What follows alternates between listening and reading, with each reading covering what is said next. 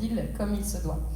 Chère famille, comme c'est en ton sein, oui, dans sa propre famille qu'on nettoie son linge sale, autant te dire que je t'ai depuis toujours dans ma ligne de mire express.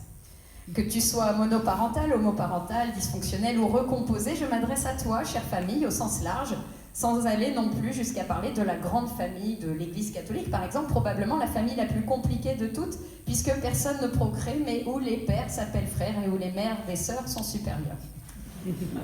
Je ne vais pas non plus te parler de la famille de la télé, dont tout le monde sait que Michel Drucker est à la fois le père, le grand-père et l'arrière-grand-père. Quoique Jean-Pierre Pernaut aurait pu lui faire concurrence, notamment avec son JT du midi qui vante les loisirs préférés des Français comme le jardinage, le bricolage, et retrouver l'histoire de sa famille par la généalogie, comme nous l'a rappelé Marie-Odile Merniac. 10 millions de Français ont commencé leur arbre, elle nous l'a dit, comme quoi ça vous branche. Même si certains bûchent encore, mais je suis certaine qu'ils finiront par reprendre l'ascendant, ou le descendant, tout du moins sur l'échelle du régime, quand on a Joël Rebuchon dans ses ancêtres. Comme Marie-Odile, évidemment, pour ceux qu'on suivi tout à l'heure. En même temps, chère famille, tu n'es facile pour personne. On a tous ce tonton qui fait des blagues salaces qui gênent tout le monde. Le papy qui raconte la guerre qu'il n'a pas connue. La mère qui se met sur les réseaux sociaux juste pour commenter tes posts et te ridiculiser.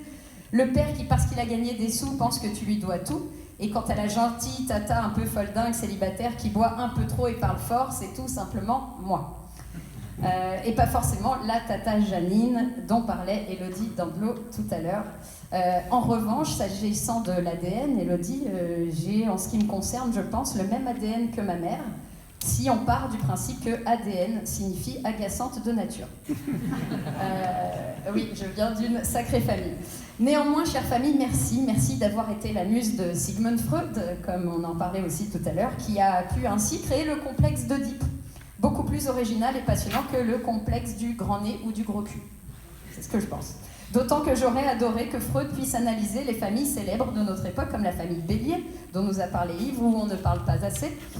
La famille Lopez du 36, pour ceux qui regardent Internet et qui passent leur temps sur les réseaux sociaux et au restaurant avec leurs amis, où on peut compter les uns sur les autres autant pour la castagne que pour les fautes de français. Et bien sûr, la famille Sissi, ou plutôt, devrais-je dire, Sissi, la famille.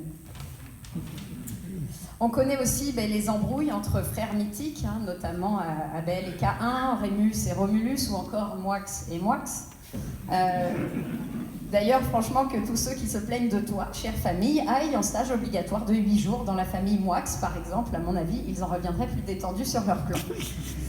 Ou alors qu'ils relisent l'histoire de la famille Chanel, comme nous l'a remémoré Jean Lebrun, qui ne comptait pas beaucoup de saints, il nous l'a dit, ou alors seulement ceux que l'on a pu entrevoir par accident lors de certains défilés de mode. Ce qu'il y a de sûr, chère famille, c'est qu'on ne peut pas s'absoudre de toi, on ne peut pas décréter qu'on n'est plus parent. Gabriel, de la famille Chanel, n'aurait pas pu aller voir son frère, par exemple, et lui dire « Alphonse », si j'ai bien retenu. Alphonse, écoute, voilà ma lettre de démission.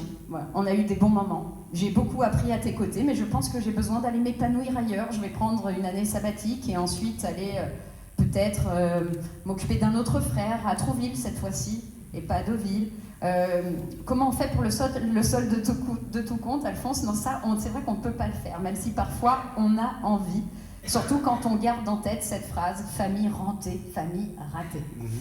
Pareil, d'ailleurs, un enfant ne peut pas quitter un parent du jour au lendemain. Il ne peut pas aller voir sa mère et lui dire « Bon, désolé maman, mais voilà, je vois quelqu'un en ce moment. » Et c'est une maman beaucoup plus jeune, beaucoup plus sexy. Voilà.